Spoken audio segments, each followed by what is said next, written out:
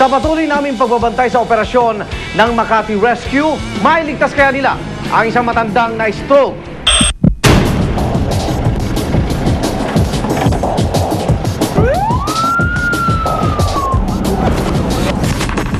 Ako si Sandon Caringal, member ng Makati Rescue. At the same time, sa training committee. 12 years na ako dito sa Makati Rescue. Tinawag sa amin sa C3 na alas 12:45 na madaling araw sa pagkakaisa street, Barangay Kasilawan. Ang info sa amin ay body weakness o panghihina ng katawan. Nung papunta kami doon sa lugar ng pinangyarihan, maraming naglalaro sa isip din namin. Maaari siyang hypoK o yun nga, stroke. Yung pinakamalala ay stroke. 1, 3, 14 po kami. So, 1-3 dulo. Sa kabila pa. Mataas doon. Nahirapan kaming makarating doon dahil sa haba ng iskinita, tapos yung exact na address nung halos nasa boundary na ng kabilang barangay.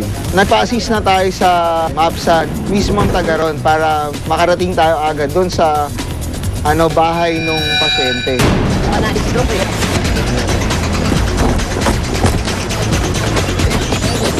Nung dumating kami dun sa lugar ng pasyente, nakita namin siyang nakahiga lang.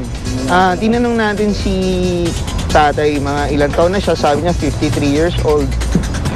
Tapos nahilo siya, kumbaga masakit ang ulo, pero hindi niya alam na maaaring na-stroke na siya. Nung nakaraang linggo, magkasakit yan.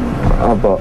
Yung sakit-sakit ng ulo daw niya, tapos sipon niya tubig, pagsinga niya may kasamang May dugo. may dugo raw. Opo. Sabi niya. Kuya, anong nararamdaman mo ngayon? Nahihilo? Nahihilo ka ba? Kuya, pisilin mo mga kamay ko. Pisilin mo mga kamay ko.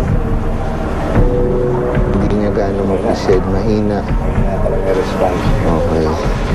Hindi natin masabi kasi dahil wala pa siyang mga resulta nung pagsusuri para malaman talaga na stroke siya. Pero almost 60% nung pinagawa natin sa kanya na signs and symptoms ng stroke, nandun sa kanya. Kaya may posibilidad na na-stroke na siya.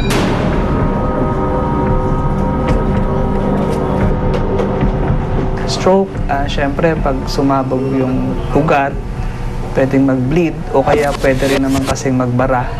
So pwede siyang magkaroon ng yung mga neurologic deficit o pwedeng on the extreme ends, pwede silang mamatay. Hindi po, side lang po. Huwag po kayong gumalaw po. Okay, gumalaw. Okay. Huwag kayong gumalaw po. Masakit ito? Masakit? Pag inangat ko, hindi naman. Tagilid lang. Tagilid. Gilid ka. Tagilid. Gilid lang po. Gilid lang.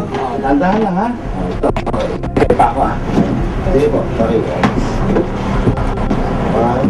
2, 3. Yeah. Okay, very good. 1, 2, 3. Ang stroke kasi is a silent killer. Maring ngayon malakas siya, after ilang minuto, maring mag-collapse or maring mapunta siya sa kamatayan. Tinransfer kagad sa malapit na hospital.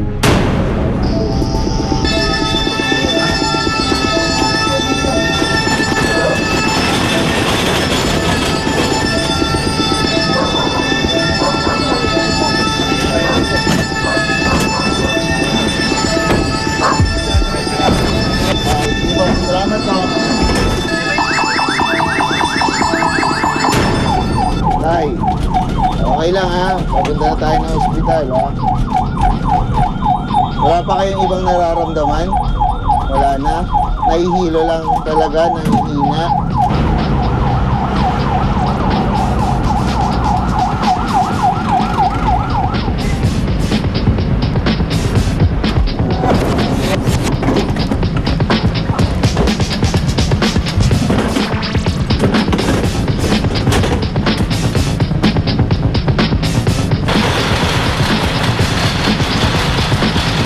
Ang lagay ni Lolo nung iniwan natin, ano naman siya, conscious and coherent naman siya.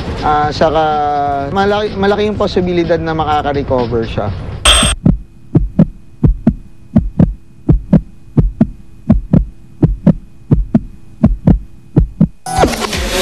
Mga pulis po.